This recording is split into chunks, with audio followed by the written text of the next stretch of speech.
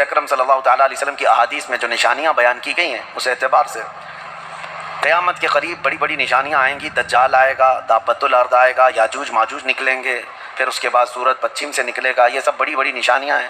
حضرت عیسیٰ علیہ السلام کا نزول اس سے پہلے. یہ سب ہو جانے کے بعد پھر روئے زمین پر سے مسلمان ختم ہو جائیں گے.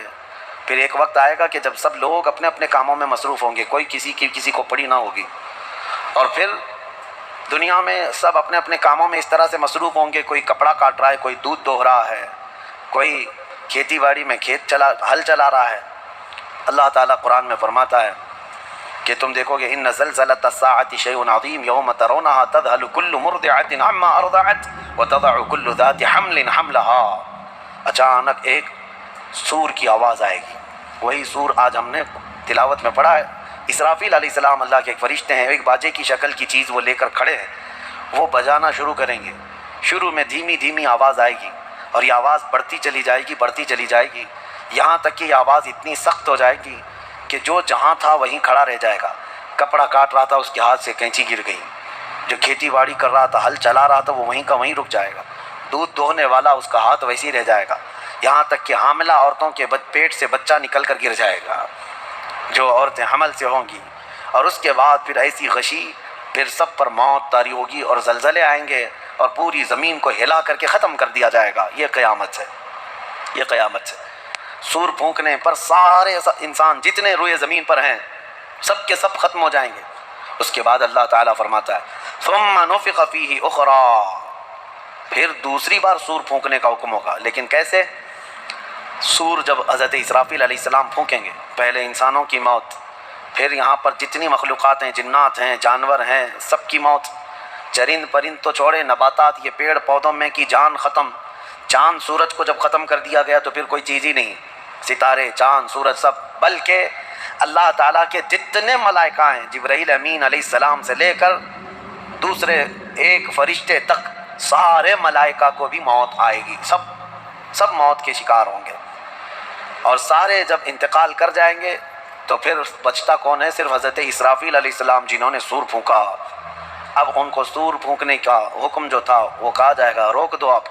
پھر اللہ تعالیٰ حضرت اسرافیل علیہ السلام کو بھی موت طاری کرے گا. اور روح نکالنے والا فرشتہ کون ہے؟ ملک الموت اسرائیل علیہ السلام. اب تک یہ سب کی روح نکال چکے ہوں گے اور پھر اللہ تعالیٰ اسرائیل علیہ السلام کی بھی روح نکال دے گا. اسرائیل جو سب کی روح نکالتے ہیں ان کو بھی موت ہے. اور پھر ہم نے پڑھا کل شیء ہالک الا وجہہ، ہر شے فنا ہو جائے گی سوائے رب العالمین کے. کل من علیہا فان ویبقى وجہ ربک ذو الجلال والاکرام. جو کچھ بھی ہے سب فنا ہو جائے گا، تمہارے رب کی ذات صرف باقی رہے گی، کوئی نہیں باقی رہے گا. پھر جب مولا کی مرضی ہوگی رب تبارک و تعالیٰ دوبارہ اسرافیل علیہ السلام کو اٹھائے گا. اسرافیل علیہ السلام دوبارہ اٹھیں گے اور پھر ان سے کہا جائے گا دوبارہ سور پھونکو، پھر سے پھونکو. اب جب دوبارہ حضرت اسرافیل علیہ السلام سور پھونکیں گے تو یہ زندگی کا سور ہے. پہلے والا یہ نفخہ اولا اس کو کہتے ہیں، وہ موت کا تھا، اور نفخہ ثانیہ حیات کا ہے، زندگی کا ہے. اب رب تعالیٰ نے جو وعدہ فرمایا تھا کہ ہم تمہیں موت کے بعد دوبارہ اٹھائیں گے، یہ وعدہ اس وقت پورا ہوگا. اب دوسرے مرتبہ جب سور پھونکنا شروع کرتے ہیں اسرافیل علیہ السلام، کتنے انسان آئے گئے، آدم علیہ السلام سے لے کر قیامت تک سب وہ زمینوں میں جہاں کہیں ہوں گے. کسی کو جلا کر ختم کر دیا گیا ہو، کسی کو جانور کھا گیا ہو، کسی کو پانی میں ختم کر دیا ہو، کسی بھی طرح سے، لیکن مولا تعالیٰ سب کو اٹھانے والا ہے. لیکن فرمایا حدیث پاک میں ہے کہ یہ دوسری سور پھونکنے کے بعد سب سے پہلے روئے زمین پر جو اٹھیں گے وہ محمد رسول اللہ کی ذات. میرے آقا صلی اللہ تعالیٰ علیہ وسلم فرماتے ہیں میں اپنی قبر سے اٹھوں گا سب سے پہلے، اور محشر کے میدان کی طرف جو حضور جائیں گے تو فرماتے ہیں حضور صلی اللہ علیہ وسلم اٹھیں گے، ان کے بعد ابو بکر صدیق، ان کے بعد عمر فاروق رضی اللہ تعالیٰ عنہ، پھر ساری کائنات کو اللہ اٹھائے گا. اور جب رسول کریم صلی اللہ تعالیٰ علیہ وسلم فرماتے ہیں میں میدان قیامت میں اس حال میں آؤں گا کہ میرا ایک ہاتھ ابو بکر کے کندھے پر ہوگا، دوسرا عمر ابن خطاب کے کندھے پر ہوگا. یقیناً وہ اس دن کے دولہا ہے. قیامت کا منظر ہے جب رسول کریم صلی اللہ تعالیٰ علیہ وسلم تشریف لائیں. اور اس کے بعد رب تعالیٰ نے فرمایا، سورہ زمر میں 2 آیتیں آئی ہیں، وسیق الذین کفروا الی جہنم زمرا.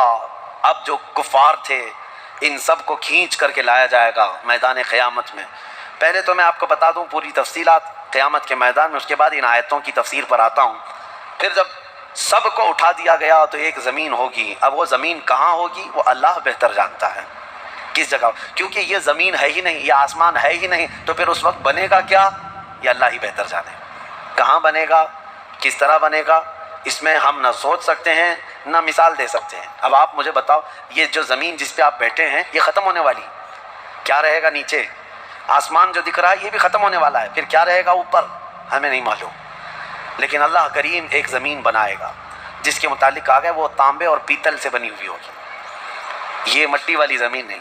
اور پھر اس کے بعد سورج کو پھر دوبارہ زندہ کیا جائے گا اور سورج کو سب کے سروں پر لا کر کھڑا کر دیا جائے گا.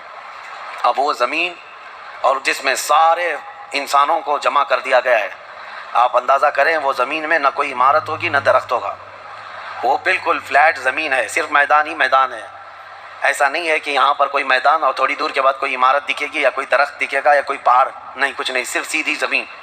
اسی لیے کہ وہاں تم 500 سال بھی اس میدان میں بھاگتے رہو گے تو سائے کے لیے ایک پتا بھی نہیں ملے گا, ایک پتا بھی نہیں, کہاں سایہ حاصل کر سکو. لیکن کچھ خوش نصیبوں کے لیے اللہ نے فرمایا کہ عرش کا سایہ انہیں اللہ عطا فرمائے گا. وہ کون لوگ ہیں؟ ان میں کئی لوگ ہیں جس میں سے ایک ہی میں بتاتا ہوں, رجل تعلق قلبہ بالمساجد. وہ ایسا آدمی جس کا دل مسجدوں میں لگا ہوا ہے, قیامت کے دن اسے اللہ عرش کا سایہ عطا فرمائے.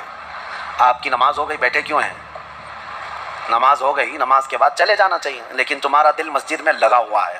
انہی لوگوں کی فضیلت میں ہے جب قیامت کے دن کوئی سایہ نہ ہوگا, ان لوگوں کے لیے اللہ عرش کا سایہ عطا کرے گا. اب یہ جو سارے لوگ جمع ہوں گے, کسی کو کچھ پتہ نہیں کہ ہونا کیا ہے, کسی کو نہیں پتہ کہ کیا ہونا ہے. نفسا نفسی کا عالم ہے اور سب ایک دوسرے کو تک رہے ہیں. اب یہی مسئلہ ہے کہ سارے لوگ وہاں پہ کفار بھی ہوں گے, مشرکین بھی ہوں گے, جتنی امتیں پہلے آئی تھی وہ بھی ہیں, انبیاء بھی ہیں, اولیاء بھی ہیں, صلحاء بھی ہیں, صحابہ بھی ہیں, علماء بھی ہیں, سب ہیں. لیکن کسی کو کچھ سوچتا نہیں کہ کیا کیا جائے. یہی بے خبری سے پوری مخلوق جو ہے انبیاء کے پاس جاتی ہے. انبیاء میں سب سے پہلے ابو البشر سیدنا آدم علیہ السلام سے کہتے ہیں سارے لوگ, آپ تو ہم سب کے باپ ہیں, ہمارے لیے اللہ کی بارگاہ میں سفارش کریں کہ کچھ ہمارے متعلق کیا حکم ہے وہ پتہ چل جائے, ہمیں کہاں جانا ہے, جنت میں یا دوزخ میں, یہ ابھی پتہ چل جائے, حساب بھی نہیں شروع ہو رہا ہے. تو آدم علیہ السلام نے فرمایا, وہ فرمائیں گے کہ لوگوں جاؤ, اس لیے کہ مجھے ڈر ہے اللہ کریم کی بارگاہ میں نے جنت میں وہ ممنوع شجر کا جو پھل کھا لیا تھا, مجھے آج بھی اس کا احساس ہے کہ کہیں رب تبارک و تعالیٰ مجھے اس پر عتاب نہ فرما دے. جاؤ کسی اور کے پاس. جتنے نبیوں کے پاس یہ قوم جاتی تھی وہ انبیاء کرام ہی کہتے آج ہمیں خوف ہے اللہ کریم کی بارگاہ میں, وہ قہار ہے, وہ جبار ہے. اور میں نے آج ایک آیت یہ بھی پڑھی ہے سورہ مومن میں, اللہ نے فرمایا لمن الملک اليوم, اس دن یہ آواز آئے گی آج کی بادشاہت کس کی ہے, آج کی بادشاہت کس کی ہے. پھر اللہ خود فرمائے گا للہ الواحد القہار, ایک قہر کرنے والے خدا کی آج بادشاہت ہے.